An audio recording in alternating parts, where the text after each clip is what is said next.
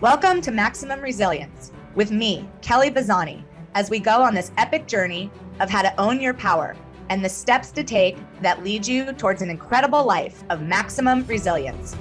This educational, powerful, engaging, and inspiring show will change your perception of addiction while we revolutionize the approach that ensures mental health as we address a worldwide epidemic. Let's shift the paradigm, promoting mental and emotional wellness. We do recover. Experience the transformation from addiction to living your best life. Here's the secret: to learn how to master unleashing your full potential every day in every way. Maximum Resilience starts now. Hey, everybody. Look, welcome. This is not my show, but it's a show I get to do with the most amazing Kelly Bazzani. This is Maximum Resilience. This is the power of spirituality matters. This is the episode we're taking on.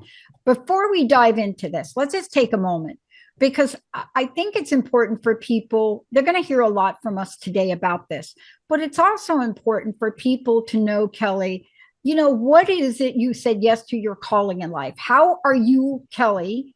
What you do, your coaching practice, your speaking, how are you getting in line with helping people, not with just this, but everything we're talking about? Tell us a little bit about you and what you do to serve people. Well, I'm a master certified empowerment coach, and we have been expanding our business, but I got into this because I am in recovery myself. And so my main value is integrity. I do not coach anything that I haven't gone through personally in my life. So this has been my life mission and work. And it is so exciting for me that I will now be co-authoring a book with Les Brown, who is the biggest probably motivational speaker in this addiction and like self-empowerment. Yeah. And so I do this work, and this show for me today is really exciting to do with you, because we have talked about spirituality, which can be a very delicate subject. And when I was doing the research on this for this show, I was like, you ask me all the time, Dr. Pat, like, how did you get to be resilient? And I was like, I don't know. I just did it. And as I did this, I too had my aha moment. I'm like, this is how I did it. So I'm really excited because we're going to be talking about both Carl Jung today and Don Miguel Ruiz, and kind of bringing in the shows we did to talk about how I got here, how I got in my recovery, and how I maintain my emotional resilience. And so I keep building. Now I get to co-author about it. Now I get to continue the master empowerment coaching, and I get to do it today with you on the show. So I'm just super excited to get there. Well, I mean, let's really start at the conversation that, I think is so important. And that's a lot of times when people see us, especially when they see us in this venue, we're having a conversation. Both of us are pretty upbeat. I mean, I've had my down days doing the show, but we're pretty upbeat. But we have gone through a number of things in our life. And I will make this statement: I would not be here today without strengthening my spiritual muscle. It would not happen. That's how I lived the first half of my life. And the only thing I was strengthening was my addictions. And so what is it that gets us to look at where we are, how to awaken that part of us? And what does it mean when we have our bodies show up with suffering, our mind show up with suffering, our emotional states show up with suffering? And I guarantee you, if you got that suffering, then there's something not happen in your spiritual realm. That's right. And so I was trying to think of how do I give that example? And so I am going to give this example, and I'm really excited. And I had to ask my aunt's permission. I'm like, can I use you as an example? And so the way I'm going to give this example is, my aunt and I are on this health journey right now. And I added a certified health coaching to my coaching now too, because why not just add one more thing to my plate of things that I'm doing? And so my aunt and I were challenged before Halloween to go and show a physical depiction of how much weight loss we've had. And to do that, we had to show in bags of candy how much weight we've lost. And so you'll see here in this picture, we're holding, for my aunt, 33 pounds of candy in her hands of how much weight she's lost so far. And in my hands, 20 pounds. So total of 53 pounds. So that is a physical show of that weight. And afterwards, and we're joking when we're doing it, we're having this great time. But then we came home and we actually looked at it. And I was like, Aunt, you are carrying like that much weight. She's like, I know. And I'm like, and now you wonder why you're not snoring anymore and you're not doing all these things. She's like, I know. And I'm like, oh my God, let's relate that to spirituality, right? That is the emotional weight that we are carrying at all times. That emotional weight of like shame and programming and core beliefs and guilt and judgments and everything. And we don't see it every day. Just like the weight we're carrying, we're not like paying attention to that every day when it's causing like diabetes or snoring or whatever it is until we like look at it. Like we actually look at it in front of us and go, wow, look at what that's causing. Same with addiction, right? Okay, we can stop drinking. We can stop eating fast food. We can put down our cell phone for a minute. We can do that and we can stay clean. We can stay off that cell phone for a while. We can lose that weight for a little bit, but it's only temporary until we really figure out why. Why were we emotionally eating? Why were we addicted to our cell phone? Why? And we can look outside sources. We can do yoga all day long. We can go to weight loss centers. We can go to all these different things. But the real key to this, to obtain that emotional resilience or anything, is we need to go within. And so what we're going to talk about today in our segments, Dr. Pat, which I'm really excited for you to join me in this, is people don't want to do that. And why don't they want to? Why do they not want to look at their own soul? Why do they turn away from that? I can give you, if I had a penny for every one of the reasons that we could come up with, but let's just cut to the chase for people. Yeah. We don't want to look at it. One, it's scary. Two, we've never found a safe space with anyone to look at it with us, right? Without them saying, oh, well, you should have just did that. Or you could have just, right. That's number two. Three, we don't know how. Where, look, do you think that anybody that's carrying the weight of this would carry it if they knew how not to, Kelly? No, absolutely not. And the main question that I think every audience member that is listening will relate to with this is, has anybody ever asked themselves, if people really knew me, would they love the real me? I still ask myself that sometimes. And if anybody knows this term, imposter syndrome, right? If anybody really knew the real me, would they love me? If they really knew everything about me, how many masks do we wear? Every day? We have a work mask, we have a party mask, we have a home mask, and so people get scared. And who do I talk to? Like you said, who would I really tell that to? So we're sitting with ourselves, with our beliefs and our programming, telling ourselves all these things. And how many of those things are lies? And we're making it truth for ourselves in this little box.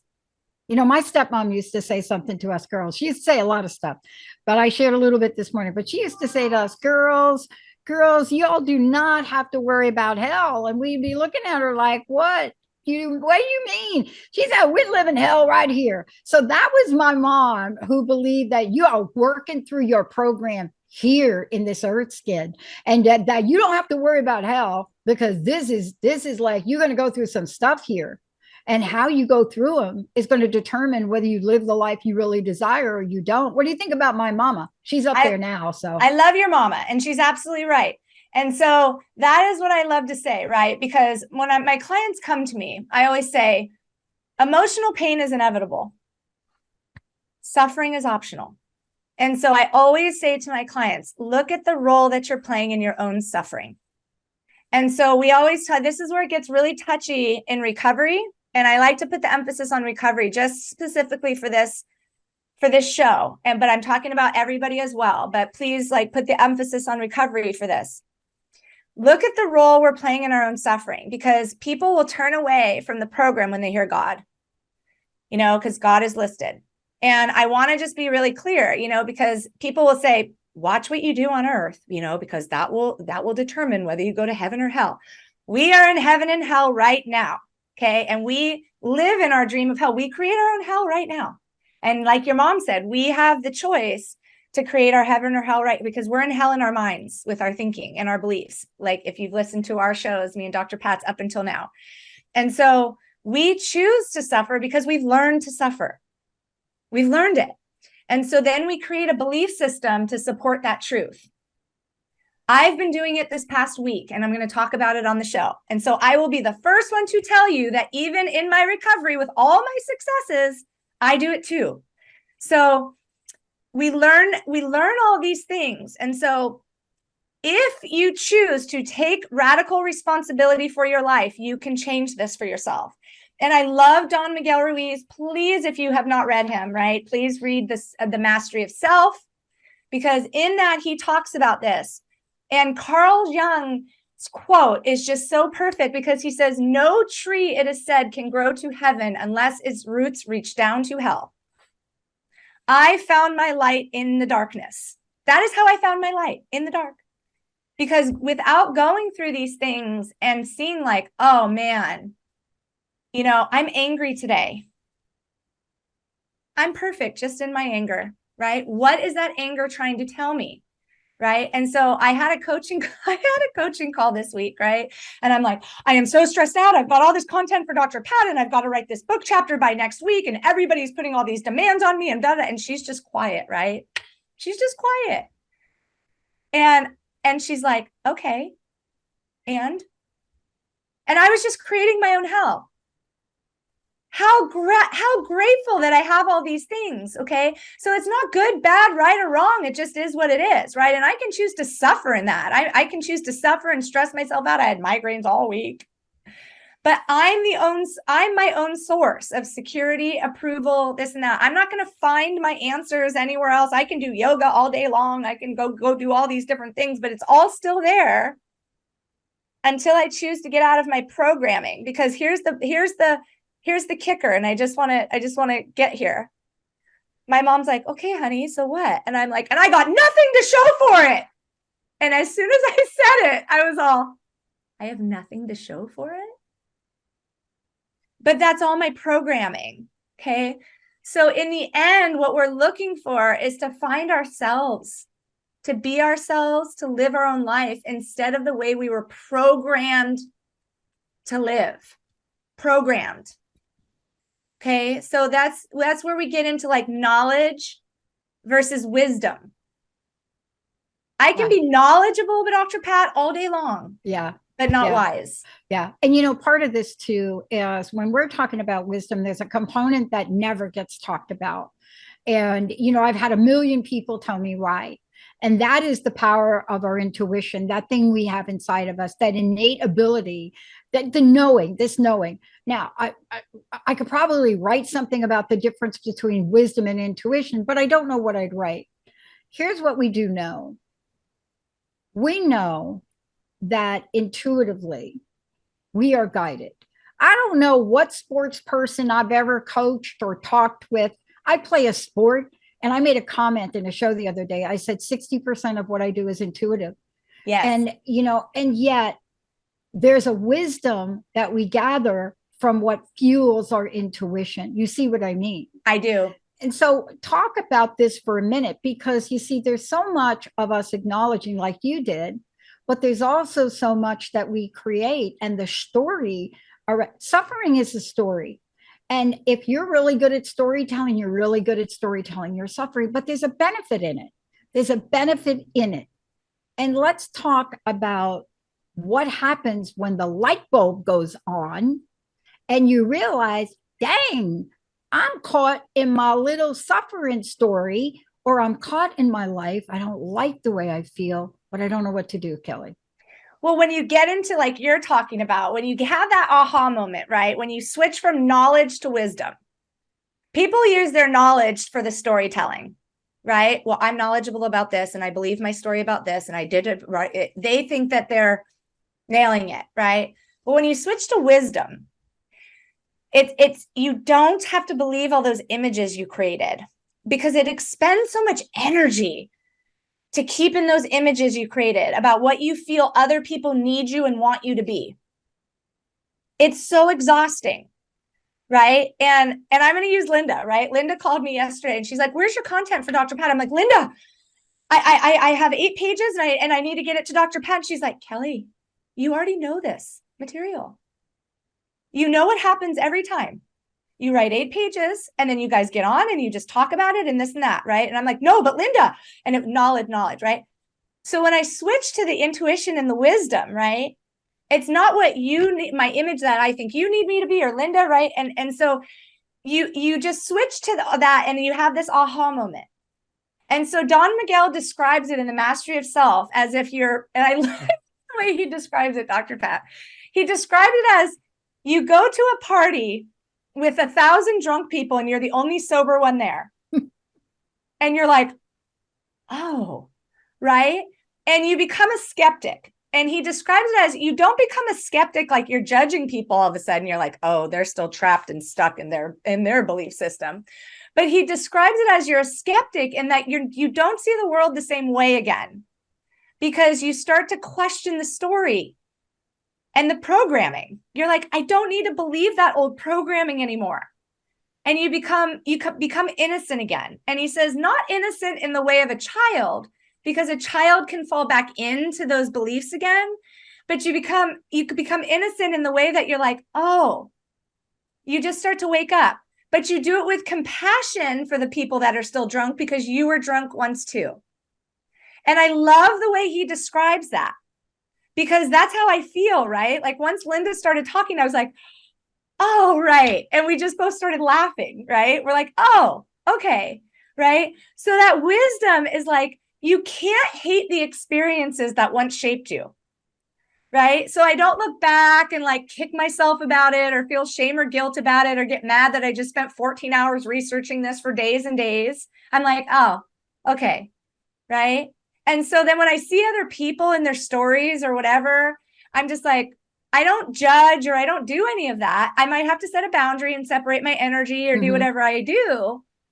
But it's like imagine waking up and all your emotional wounds are gone, and you just feel this freedom all of a sudden, and you see the world, but you're seeing it from your heart and not your mind anymore. Yeah. Your heart is just open to love yourself first, and then other people. And it's free from that programming. Yeah. And I got to say this, though. I could not go from where I was to love. I had to go through the 50 shades of liking. Yes. First. Yes. And, but here's the practical things I want to say about this. And the conversation today, if you've just tuned in, let me tell you what we're talking about. Kelly Bazzani, maximum resilience. The power of spirituality matters. We're talking about why it matters, how it matters, who it matters to. And then once you figure that out, how can you use it for your life to matter? See, that's why we're having a conversation. Now, look, you said something earlier.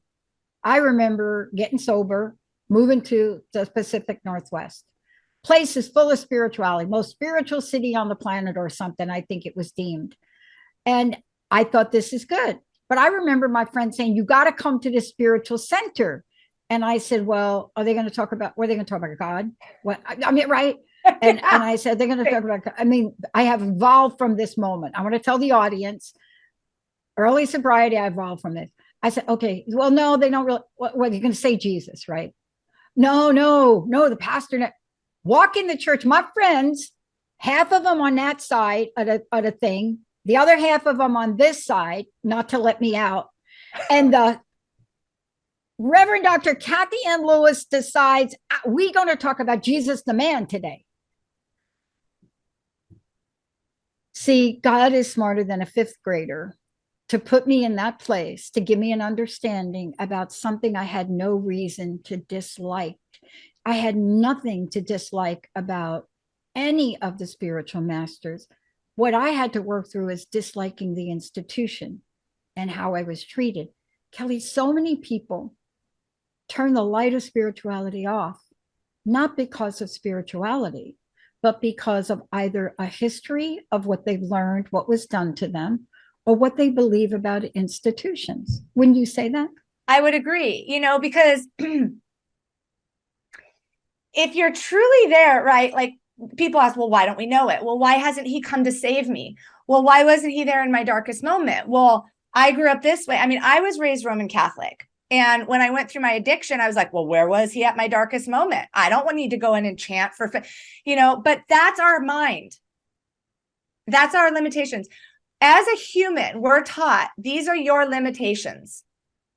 And so then we limit our possibilities by our own fears, And so then that's what we believe. And so humans are such powerful magicians. We will spin, like you said, we will spin that story. Well, it didn't work for me back then, so it's not going to work for me here. And if you're going to talk about Jesus or God, okay, well, when then you believe what you are, then that's what you are. We talked about that on our last one when we were talking about potential.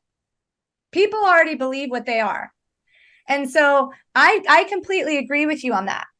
And so I love talking about this because it's already within you. Yeah, but I had to go through look, here's what we're talking about. If you are in the suffering place I was, you got a healing that needs to come on. It is and such a so deep many healing. Healings, Dr. right? Pat, it is such a deep healing. Right. It's the healing of you. It's like God, it's Jesus, not God. That's it. They don't need to be healed. They don't need it. We do. And so we want to put it on, I don't want to be around Jesus, or I don't want to be about universe, or I don't want to be about Buddha. It's not about them. They're already with you.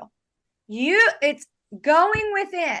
It's the individualization of you, individualization in here, right? And so that is where the healing took place for me, because it's not about any imposed idea. It's about finding yourself and expressing yourself in your own particular way. And it's that deep healing. So, we've talked about this before too. Your life is 100% your responsibility. So that belief, your body is a temple, a living temple where God, universe, Buddha lives. Your mind is a temple where so the healing that needs to take place, Dr. Pat, I remember, and this is where the 4th step comes in. If you're in recovery, this is where the 4th step comes in. If you're in normal life, I'll tell you how we get there. But when if you're a normal drinker, it's still where the 4th step comes in. I feel like everybody in the world should be doing these recovery steps. And gosh, can you imagine if we all opened our heart up to live, right? But the proof is that we're alive, right? And so you don't have to do anything to reach enlightenment or to awaken or to do any of things. You need to heal your emotional body. And so the whole world can't make you happy. What will make you happy is the love coming out of you. Would you agree, Dr. Pat? Like, it starts here. It's an inside job. Yeah, it's an inside job. And I want to say to people, we're making it really simple as we talk about it. We're going to get to what it takes, right? I'm just setting it up. It's an inside job. It is an inside job. You got to take the first step of being aware. See, and you can apply this in every situation in your life. Yes. You can apply it. In an earlier show, I gave an example. I said, now imagine you're a person, you got $18,000 in your bank account. And you got about 4 outstanding bills, but you got this $18,000. You're running your own business. Here you go. But you're not going to pay your bills, right? But you got the $18,000 in because that's your business. You get money, but you're not going to pay them. Why do you think you're not going to pay them? Oh, wait a minute. I don't trust. What am I not trusting in? Oh, am I being wise or frugal? No, not really. You owe 4 people money. You pay the money, but you got $18,000 in your account. Why wouldn't you pay your bills? Because why? There's a belief that you may carry that is not the fault of yours. There is an energy about what you believe or don't believe. Do you think that you got that 18,000 because God is malevolent or benevolent?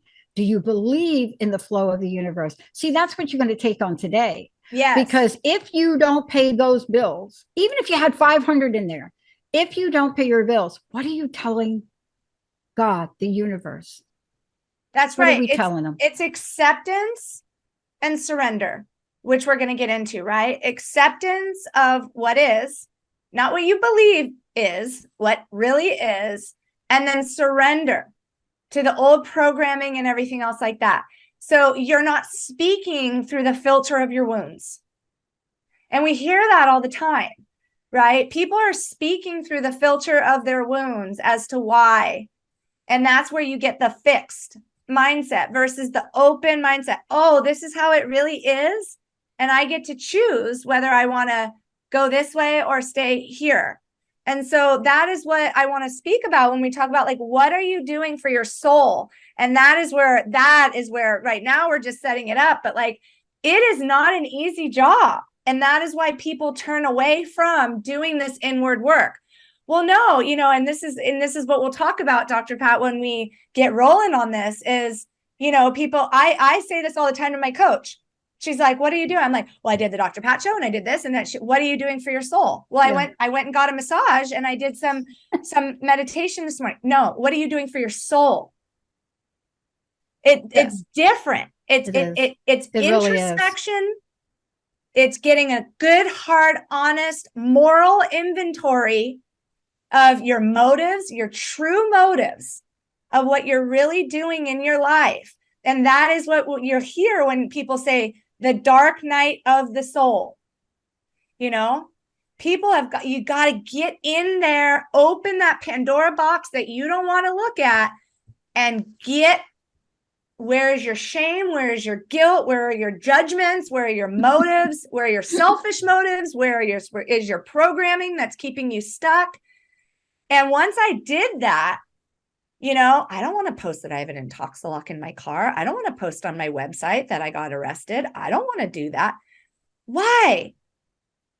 Well, because people are going to judge me. And then once I did that, the freedom that came with that, so that I could live out loud and live my truth, because I was hiding and suppressing, and it was keeping me stuck from my true potential of who I can be. And because of that, look at what I'm doing now. Yeah. Well, look, we got a lot to talk about. Yes. Kelly, tell people how do people find out what you're doing? Please, let's give out some information about you, what you're doing, how they can connect with you. Yes. www.myresiliencecoach.com. And we are doing master empowerment coaching, group coaching packages, speaking engagements. I'm going into the schools and starting with adolescents about this material and mindset. Like I said, I will be co-authoring a book with Les Brown. We are doing I just got contacted about nonprofits. So we are this work is just so important right now, Dr. Pat. And yes, so we are so excited about the expansion of everything that's happening right now. Yeah. When we come back, we're going to talk to you about how does something like that happen? How do you go from Kelly to Kelly? What is it that could switch that light on that is in the conversation today? What is it that turns that light on where you actually believe that you can be doing and living what you want? And then ask for guidance about how do I do it? When we come back, we're going to talk about what are you doing for your soul and what does that mean? Let's take a short break. We'll be right back with Kelly Bazzani.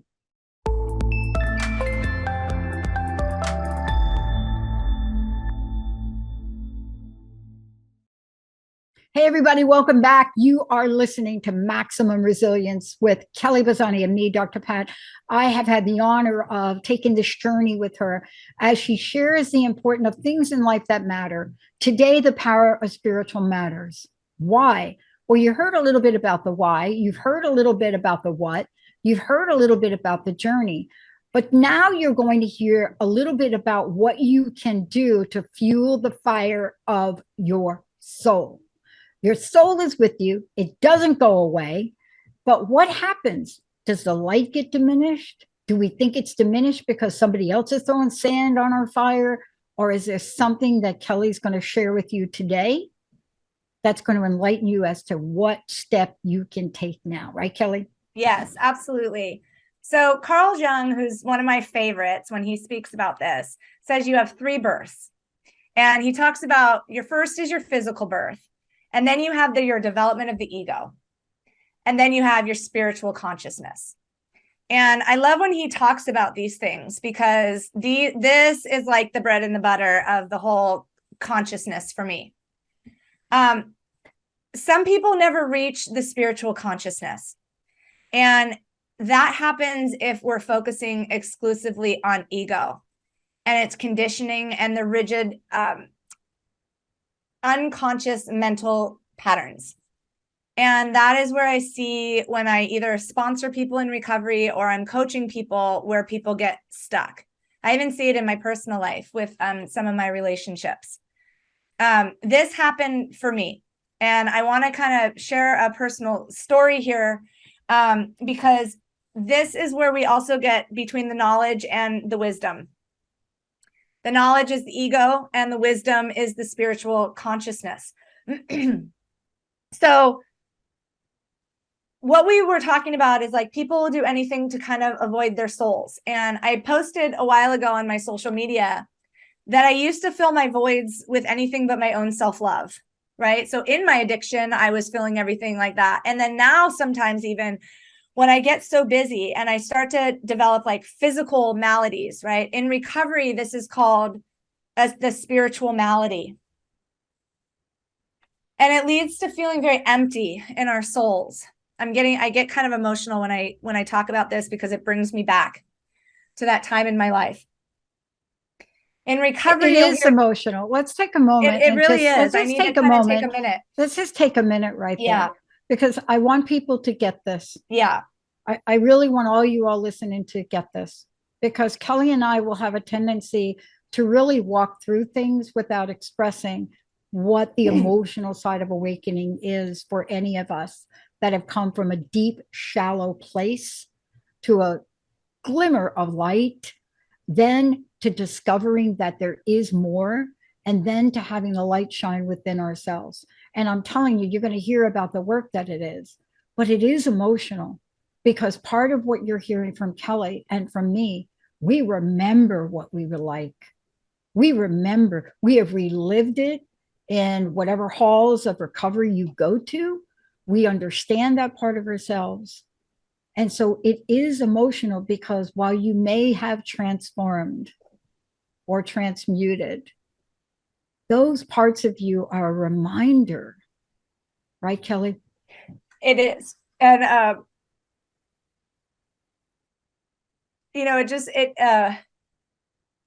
it's like when I did the show with my mom, right? And it's like the two sides of the addiction coin. For me, it's like the two sides of the spiritual malady for me, right? Because I remember this time in my life.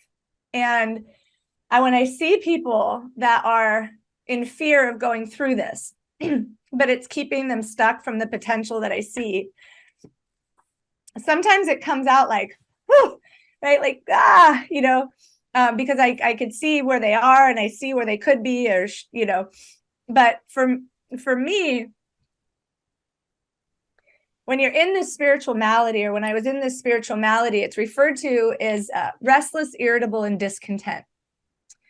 And you feel very alone and lonely. And for a while, and this is why I say resilient, because when you first get clean, they say there's one thing you need to change, and that's everything. And I remember when we talk about these things, right? For everyday society, the people feel insignificant or inadequate or hopeless when they're going through this. And you'll see people turn to, you know, yoga or a strict diet regimen, or compulsions, or and it leads to a lot of anxiety or whatever, because they can't figure out what's going on. It's their soul. And so they're not feeling fulfilled, or they can't find a meaning or a purpose in their life, right? They might have children even, or a husband, but they don't feel a meaning or a purpose or fulfilled. And that is a spiritual malady. So I remember for me, and Jung refers to that as small and hidden is the door that leads inward, and the entrance is barred by countless prejudices, mistaken assumptions, and fears. And that's what's so frustrating about this, because it's not, it's in there for you. Anybody can attain this. Yeah. So for me, I remember pushing off the 4-step because I was like, my sponsor, I can't tell her my deepest, darkest. She's going to send me away. I'm going to be institutionalized. She's never going to understand this. And so I remember meeting with her in her Suburban, and I'm in the front seat, and I crawled all the way back into the back of her Suburban, and I hid under a blanket in her back seat because I didn't want to look at her when I told her all of my 4-step. And let me tell you what the 4-step is. You write down all your resentments against, and I'm like, I don't have any resentments. Well, when I did it, I had, 4 pages on my mom, and 5 pages on my dad, and 6 on my sister, and 8 on my brother, and this and that. And then she said, now what's your part? What do you mean, what's my part? That is what I mean by the programming or the belief. What were my fear of what? Fear of abandonment, fear of rejection, fear of what? All my fears, then the sexual inventory, then this, then this, then this. It is a fearless and moral inventory of my life and my deepest, darkest secrets. I did it with someone who also had done that discipline. I had a support that I was telling it to. So I get done and I'm whispering it and I'm like, she's really quiet up there, whatever. And I get done and she goes, that's it? Get up here. And I crawled up and she goes, oh, honey, she goes, mine was way worse than that. If that's all you got for me. Oh, yeah. I was sobbing because somebody finally understood, and I felt like somebody the freedom. And so I just want to say that when I did that, then I was free to then be like, what do I value? I never knew what I valued because I was so trapped and stuck in those fears. So when I see that, how people avoid their souls because they're in such an act and facade of, I can't tell someone that, they'll judge me. I can't see someone act. It just is so, right? Because it's ego. That's all it is. It's just ego. So you don't have to do anything but heal that emotional body. And after that, it was very lonely.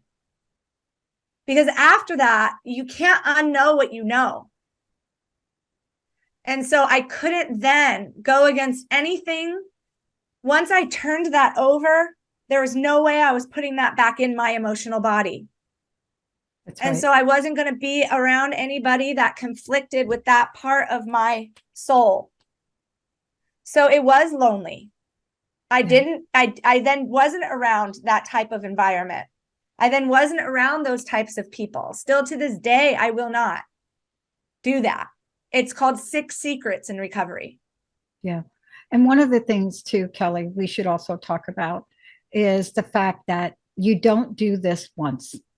And what I want to say is what this does, it opens up the wisdom of your soul to really bring forth all those things that are weighing you down. See, that's what it is. Yes. And it doesn't matter, you know, where you come from, where you're going through, you know, it is a place, whether you are addicted or you're an alcoholic, it doesn't matter. If you are in this place where you are carrying the burden with you, there's more work to do. Look, I walked into Port Townsend with 3 of my friends. We get to get a reading up there. Port Townsend, beautiful place up there. If you ever come here, it's a beautiful place, highly spiritual, like right out there. Walk in, all my friends go first. I walk in, the woman sitting at the desk, at the table says, don't come in this room. And I'm like, I'm looking, is she like talking to me? And she said, you have got 3 caskets that are chained to you that you're carrying with you. And I walked in the room and I mean, I'm just like, she said, you know who they are. And I'm just bawling. Yes. Because see, I had thought I had done the work. See, I thought I did all the work. And the 3 caskets were so clear. They represented people I needed to do more work on, people that I believe I harmed. My sister, my stepmom, and Linda. And for me, I don't even remember what that woman said to me. But she said I mean, what a visual, Kelly, right? Oh, 3 metal caskets, so powerful. Whoa. And every time I think, you know, one of my favorite quotes is, if you think you're awoke, you're still asleep. And the reason I love that, Dr. Pat, is I'm always, you know, I was like, oh, I'm going to nail this podcast because, you know, I'm so like, and the more I read, you know, Carl Jung's Modern Man, I'm like, oh, there's still so much more work to do. Because I get into this all the time. I'll call my sponsor. We're never done. Ever. Can you make this point again? Can we stop and make this point for a minute? Let's just stop for a minute and make the point.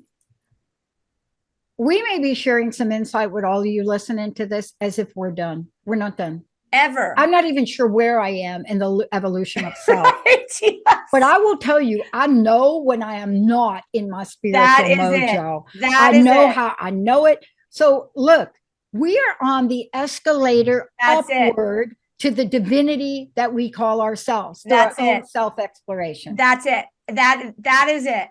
And I know it. I know when I'm on, and Miles called my sponsor and she just giggles because she's like, okay, you wait, because I will wait. And I'll call it. And I'm like, I got a little bit better. I didn't wait until I'm completely at my spiritual malady. And she'll just giggle. She's like, okay.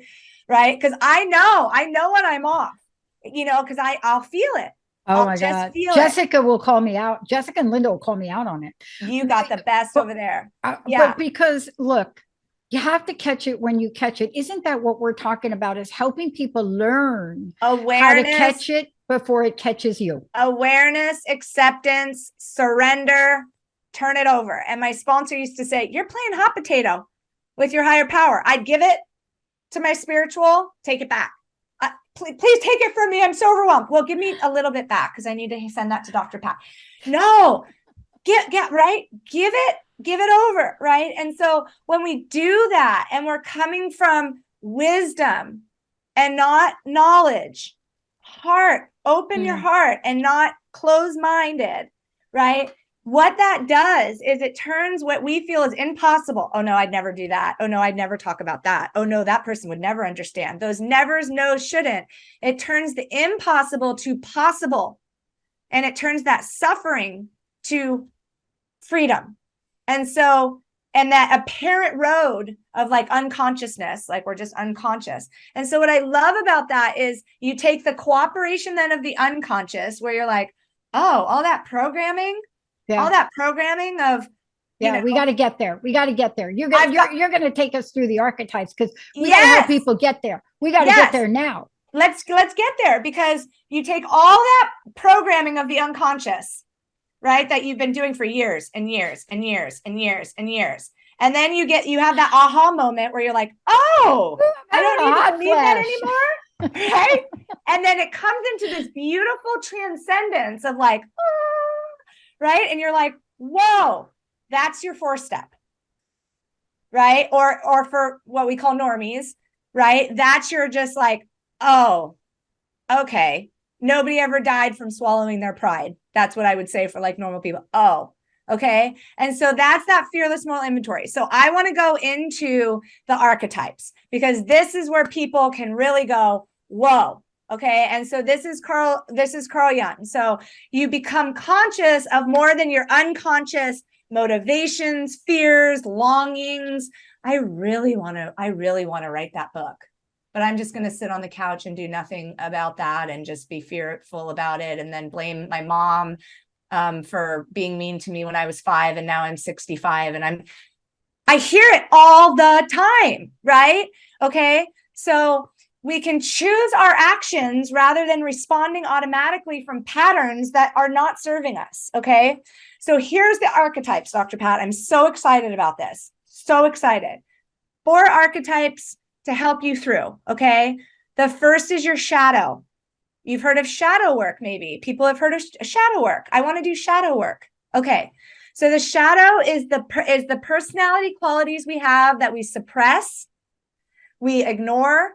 Okay. But they don't go away. We can suppress. Here's it is. I get so excited. I'm skipping words. Here's it is. Okay.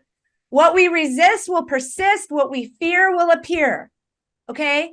So what I say is I've taken my 8 spinal surgeries, which I used to be like, right. Or all the things. And now I put my arm around it and I embrace it as part of what I am. It has made me resilient.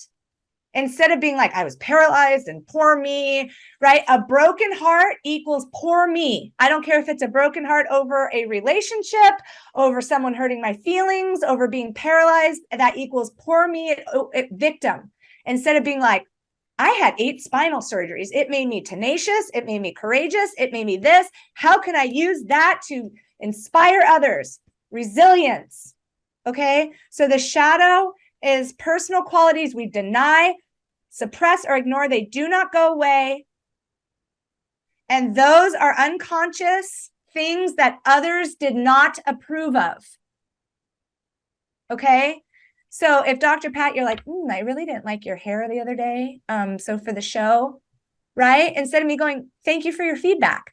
and then getting my hair done the same way because I like the way I feel, right? Then I go and I'm like, Yeah. right. And you know, the way that I respond to that is based on this second archetype, because I can respond, I can respond like a pit bull, right? Right. Exactly. So that leads us into the second archetype, which is the persona. This one I see, holy cow, right? The persona. So, or excuse me, the anima or the animus. Sorry, I got excited about the persona. So the anima or the animus, right? That arises in our consciousness. So the shadow is our unconscious. The anima is the consciousness, right? So that is the balance of the feminine and the masculine energies. Love this one, right? Roles. Who assigned roles? And why do we believe them? I love my old therapist. I would come in, I'd be like, and then she said, and then he told me, and then they told us. And my therapist would be like, who told you that? I'd be like, well, I did. And he's like, what makes that the capital T truth? Okay.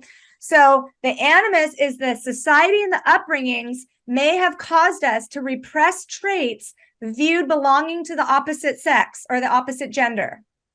So we have to integrate both the masculine and the feminine into our psyche. Otherwise, we become competitive with labeling, right? Why? So I mean, that we could do a whole show on that, but there's a lot of reasons why. Because, you know, what I love about these archetypes and what you're taking us through is this show is to just be aware of them. You know, hopefully Kelly will come back and we'll really drill down on these because each of them is deep.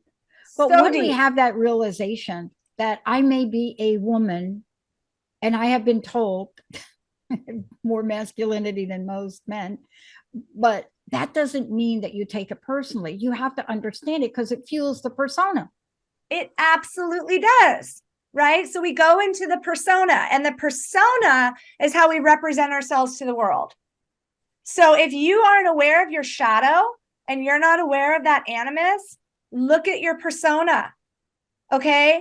So it is Latin for mask.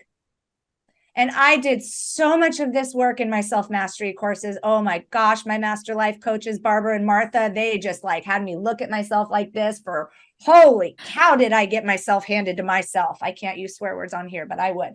Okay. So we might have a work persona, a family persona, a party persona, right? And so we develop these by overdeveloping traits other people encouraged. This is referred to as people pleasing. Yeah.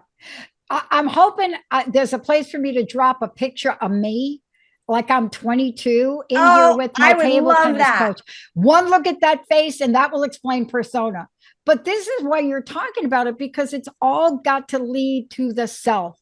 If you do 3 of these and you leave out the self, you're leaving your innate wisdom, right? And can I just tell you really quickly, because I know we're running out of time, our personas are not who we are, you guys, right? It's not who we are in order to develop the self. So we need to be careful not to identify too closely with that, because that inhibits our spiritual growth. I get all the time, like, I don't know who I am. Yeah, I know. Right? So the self is what we're aiming for. And that is represented by the whys. So just really quickly for those in recovery, right? Please look up Carl Jung's letter to Bill Wilson, who is the founder of AA. We should do a show, and I have gone through that letter. We should do a whole show on the whole letter and the response, because there is so much in there that literally that is Bill Wilson's amend 30 years later to Carl. Sorry, didn't mean to interrupt you. I get excited. I love the interruption, because we're so, see how passionate we get about this, you guys, because it is so important. So I am going to end with 2 quotes. One, Carl Jung to Bill Wilson, and one from Wayne Dyer. Okay. And then what I would love to do, Dr. Pat, on our next show is we are going to do what emotional resilience is when we talk about boundaries. And that is going to be from Deepak Chopra. Okay. So in Carl Jung's letter to Bill Wilson, he says, the only right and legitimate way to such an experience is that it happens to you in reality. And it can only happen to you when you walk on a path which leads you to higher understanding, not in a little box of your own beliefs and programming. You might be led to that goal by an act of grace or through a personal and honest contact with friends, spiritual support system, sponsor, or through a higher education of the mind beyond the confines of mere rationalization, heart, intuition, soul. So Wayne Dyer, who I love, if you don't know who Wayne Dyer is, please look up his quotes. He says, your highest self only wants you to be at peace, not suffering. It does not judge, compare, or demand that you defeat anyone or be better than anyone. When your highest self is present, it always promotes peace. I always say that. The only person I am in competition with is myself, to be the best version of myself. And like Dr. Pat and I talk about, we know when we're in a spiritual malady, we know. Yeah. Yeah. Kelly, and we don't blame anybody else. And even if we start to blame it, we are correctly put back in order on that. Yes. Look, you and I are not perfect. I know it. No. I know it. I work on myself every day. I had to do it in the office. I had to change me. But I want to leave folks with this, and I hope we do a show on the letter, and I hope we can do it together. Because the one thing that I learned from this, I had to do a paper on this letter. And the one thing I learned when I dug into it is what Carl Jung says, and what Jung says when he ends this. And he goes and he says to Bill, you can read this yourself, but this is what you should know about this man who we think is a genius. This is his pain point. Can you imagine if this weren't true? He says, there are reasons why I could not give a full and sufficient explanation to Roland H., but I am risking it with you. Mind you, this is 1961, people. Yep. Because I conclude from your very decent and honest letter that you have acquired a point of view above the misleading platitudes one usually hears about alcoholism. And what he is saying in this, he goes on to say in this, he wished he could have done more. He wishes he could have done more with spirituality and spiritual experience. And he says, you see, alcohol in Latin is spiritus. And you use the same word for the highest religious experience as well as for the most depraving poison. The helpful formula, therefore, is spiritus contra spiritum. Yes. You see, and this is a man who could not even explain to Roland H. in 1930 something the spiritual experience, but he told the guy, you must go have a spiritual experience. I hope we do another show as to how do you go on and move from your spiritual experience to your spiritual amazing life. Yes. Kelly, you're amazing. Yes. I can't thank you enough. Please give out your website, please. Thank you, Dr. Pat. That was amazing. It is www.myresiliencecoach.com. And please reach out if you're struggling with any sort of addiction, spiritual malady. So if you need spiritual support or any type of support, we are here and we are willing and able to help. Yeah. And I want to just say to people, maybe you're not addicted to drugs, maybe you're not alcohol, but I will tell you what the largest and fastest growing addiction is right now. Try to take your cell phone away from an employee. People quit over that. An employee, or 2, your children, or 3, yourself. Yeah. We are working with all forms, aren't we, Kelly? Kelly, thank you so much for everything. Thank you all for tuning us in, turning us on. We're not done. Kelly's got so much more. I can't even imagine what's next. Thank you, Brett. Thank you all for being the best audience on the planet. We'll see you next time. Thank you. Thank you for listening to Maximum Resilience with me, Kelly Bazzani, your ally for addiction. Tune in the first Monday of each month at 11 a.m. Pacific, 2 p.m. Eastern on transformationtalkradio.com. Engage in this epic journey of how to own your power and the steps to take that lead you towards an incredible life of maximum resilience. We do recover. Experience the transformation from addiction to living your best life. For more information about Maximum Resilience and me, Kelly Bazzani, visit myresiliencecoach.com. That's myresiliencecoach.com.